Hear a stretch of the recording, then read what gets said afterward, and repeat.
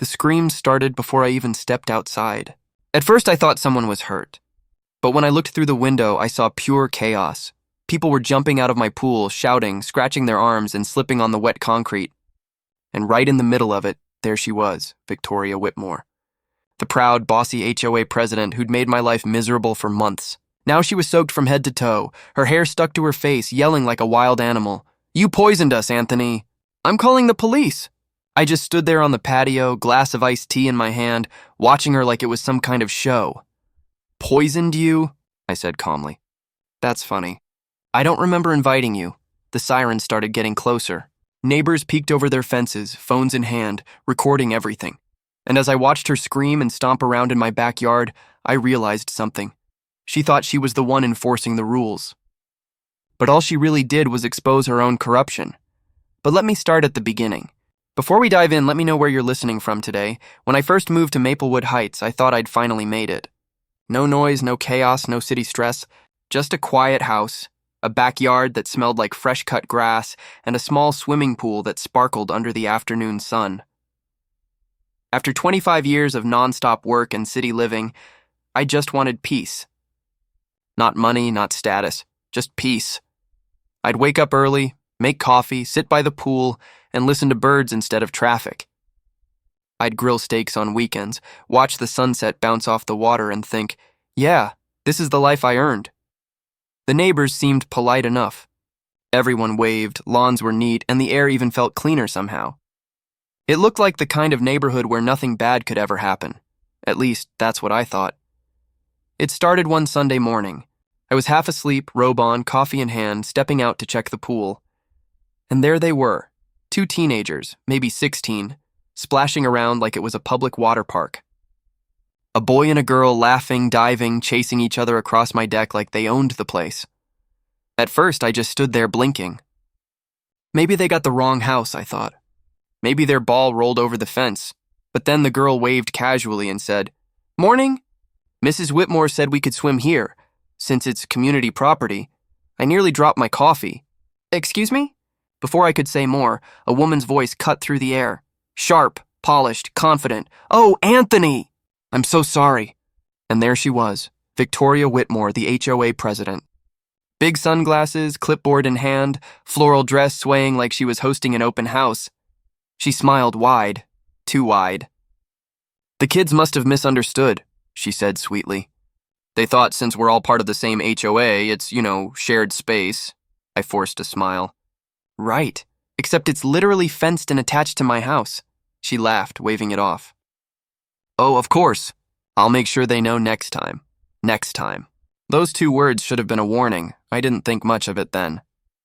I figured she'd set things straight and that'd be the end of it. But a few days later, I came home from work and heard music. Faint at first, then louder. Pop music, laughter, splashing. When I opened the gate, my heart sank. The same kids were back. This time with 2 more friends. Floating on my inflatable flamingo, eating snacks, and acting like this was their summer getaway. And just as I opened my mouth, she appeared again, Victoria, stepping out from behind my hedge with that same sugary smile. "Oh, Anthony," she chirped. "I was just telling them to wrap it up. You know how kids are." "Victoria," I said slowly, trying to stay polite. "This is private property." Her smile twitched just a little. Of course," she said, waving her hand like it was a silly misunderstanding. But it wasn't, and deep down, I knew it. By the end of the week, it had become a routine. Every time I came home, I'd find wet towels on my chairs, snack wrappers floating in the skimmer, and footprints leading right up to my porch. Once, her husband Doug, a guy who always smelled like cheap cologne and golf courses, was sitting by the pool with a beer in hand. "Hey, neighbor," he said cheerfully. "You've really got this backyard thing figured out. HOA should give you an award." I smiled thinly. "Or maybe your own pool." He laughed, not catching the hint at all. I tried being polite. I really did. I locked the side gate. I left notes. I even texted Victoria directly, gentle reminders about respecting property lines. Her replies? Always the same. "Oh, Anthony, don't be so serious. We're neighbors, not strangers." The kind of message that sounds friendly until you realize it's not meant to stop. It's meant to shut you up. The more polite I was, the bolder she got. Because people like Victoria don't see kindness as respect. They see it as weakness. Then came the letter. One afternoon, I opened my mailbox and saw an envelope with the HOA's blue logo. Inside was a printed notice of violation, aesthetic disruption, and excessive noise complaint. I actually laughed out loud. It said my pool activities were disturbing the community harmony and that my visual clutter, yes, they wrote that, didn't meet HOA standards.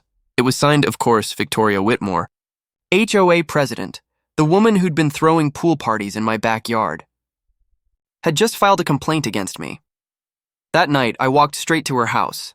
She opened the door pretending to look surprised. "Oh, Anthony, did you get the notice? Nothing personal, just standard enforcement." "Right," I said flatly. "Standard enforcement. For my own backyard?" She crossed her arms, tilting her head. "We just want to keep things peaceful." "You understand? Peaceful?" I repeated. "Then tell your kids to stay out of my pool." Her smile faded for half a second, then came back, tighter, faker. "Don't be dramatic." And then she closed the door. That night, I sat by the pool under the porch light. The water was still, glowing blue. My reflection looked tired, worn out, and angry. That was when it hit me. I'd been trying to reason with someone who had no respect for reason at all. Victoria wasn't confused. She wasn't careless. She was entitled. And people like that don't stop because you ask them to.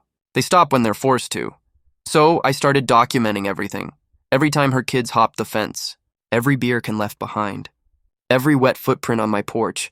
I bought small security cameras that looked like garden lights, installed motion sensors by the gate, set up automatic timestamps for every alert.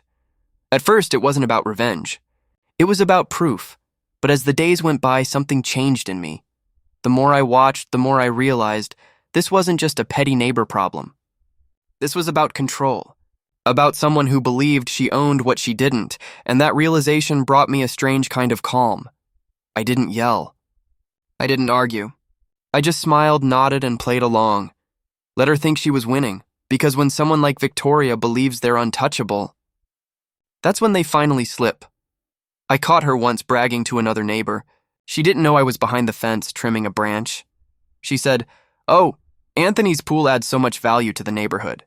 Honestly, we kind of see it as a community space now. A community space." That one sentence burned into my head. She had no shame. That was the moment I knew it. The pool war had begun. I didn't fight it with words. I fought it with silence. Every step, every trespass, every violation, all quietly recorded, neatly organized, backed up twice. I was done being the polite neighbor. Because some wars aren't fought with shouting or fences. They're fought with evidence and patience. And when Victoria smiled at me the next morning, watering her roses like nothing had happened, I smiled right back. She thought the game was over. But for me, it was just getting started.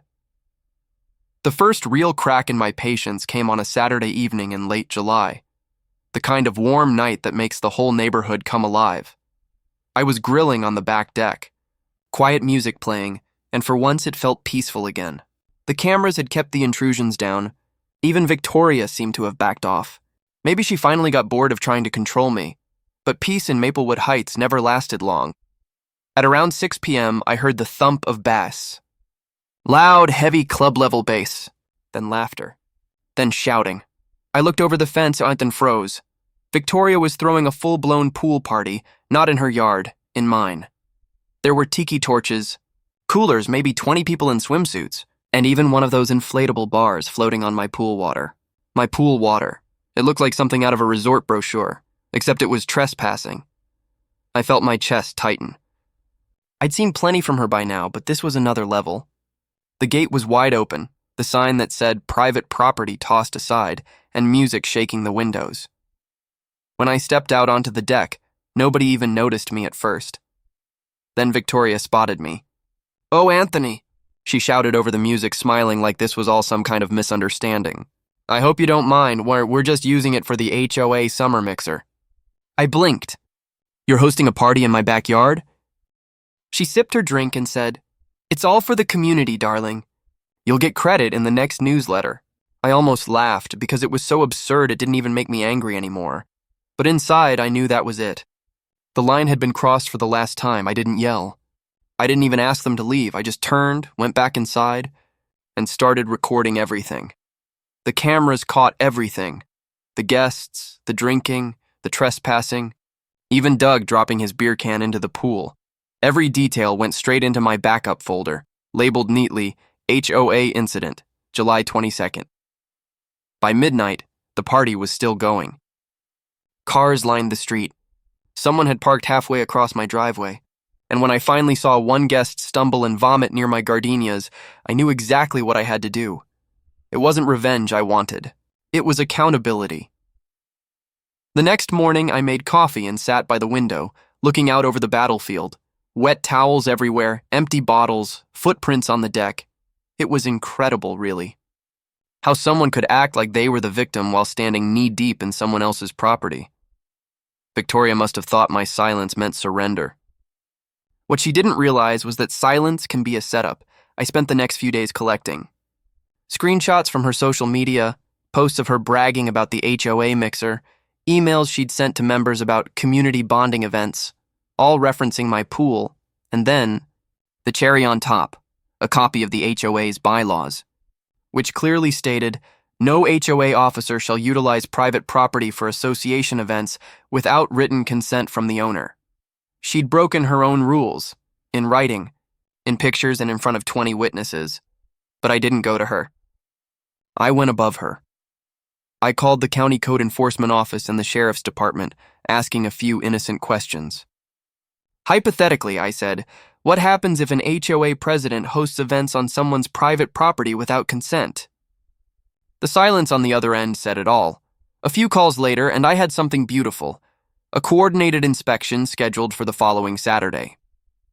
Health department, zoning, and law enforcement. The very same weekend, she planned to host the HOA's next community brunch. She'd sent out the invites already. All I had to do was wait. When that day came, I didn't need to lift a finger. By 11 a.m., her yard was packed with people again, folding chairs, a buffet table, and music blaring. She was in full queen of the neighborhood mode, giving speeches about unity and community values. And right as she raised her mimosa for a toast, the county cars rolled up, 3 of them. Then a sheriff's cruiser. You could almost hear the music die mid-beat. I watched from my deck, coffee in hand, as the inspectors approached. They spoke briefly to Victoria, then pointed toward the pool. She looked confused at first, then panicked. I could see her hands gesturing toward my fence, the same fence she'd been so proud to ignore. I stepped out slowly. Calm, polite, collected. Morning, officers, I said. Can I help? One of the inspectors nodded. Are you the property owner here? I am, I said. Everything on that side of the fence, including the pool, is mine. Got the deed and property map if you'd like to see. Victoria turned pale. Wait a second, she stammered. It's a neighborhood event. The sheriff cut her off. Ma'am, you've been hosting events on private property without consent. That's trespassing. And based on what we're seeing, there may be health and liability violations as well. Her voice cracked. That's ridiculous. Everyone knows the HOA manages this area. He looked at me. I shrugged. Funny because the HOA doesn't pay my property taxes. The neighbors tried not to laugh. The next few minutes were chaos. Questions, photos, citations, confusion. Victoria tried to charm her way out of it, then argue, then threaten, but none of it worked. The inspector wrote her up on the spot. The sheriff issued an official warning, and the neighbors, the same ones who once nodded along with her, were whispering now, pointing, realizing what she'd really been doing all this time. Her reputation, that perfect, polished, rule-enforcing image, started to crumble right there in the sunlight. The next week, everything unraveled. The county's follow-up investigation found that Victoria had been charging event fees from HOA members for maintenance, money that was supposedly going toward repairs. Except, there were no repairs. The pool she'd been using was mine. And the funds? They'd been going straight into a miscellaneous expense account under her name. The HOA board called an emergency meeting. When I showed up, people actually clapped. Not for me, but out of relief that someone had finally stood up to her. Victoria tried to defend herself, talking about community goodwill and miscommunication, but every word made it worse. I didn't have to say much. Just played the video clips, her pool parties, her guests, her laughter echoing across my fence. By the time I finished, the room was dead silent. Then the treasurer stood up and said, "Victoria, you're done." And that was that. She was removed as president, fined by the county, and according to rumor, forced to sell her house a few months later to cover legal costs. The day the moving truck pulled up to her driveway, I sat out front with a glass of iced tea. She didn't look at me. But I saw the moment she glanced at the pool one last time, the same pool she once acted like she owned, and for a split second, I almost felt sorry for her. Almost. That evening, I finally swam again. No music, no yelling, no trespassers, just me and the sound of water lapping against the edge. I floated there, staring up at the sky, thinking about how peace always comes with a price.